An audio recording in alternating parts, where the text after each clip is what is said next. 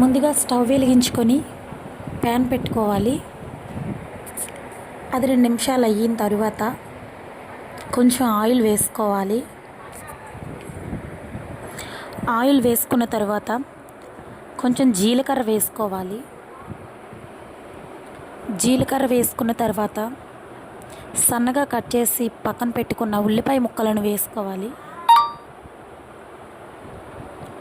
ఉల్లిపాయ ముక్కలను వేసుకున్న తర్వాత కారానికి తగ్గట్టు పచ్చిమిరపకాయలు వేసుకోవాలి. ఎందుకంటే ఇందులో మనం కారం వేసుకోం కాబట్టి.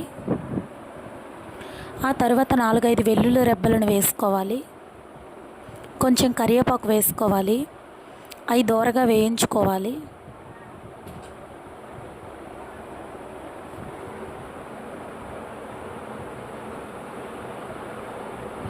అవి దోరగా వేయించుకున్న తర్వాత కొంచెం సాల్ట్ వేసుకోవాలి.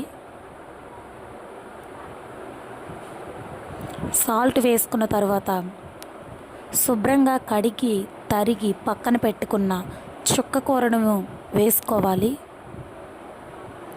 చుక్క కూర వేసుకొని శుభ్రంగా కలపాలి.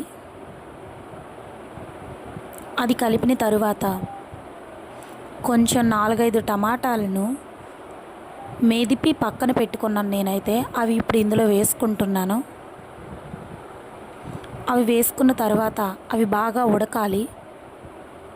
అవి ఉడికిన తర్వాత కొంచెం పసుపు వేసుకోవాలి. పసుపు వేసుకున్న తర్వాత స్టవ్ ఆఫ్ చేసుకోవడమే.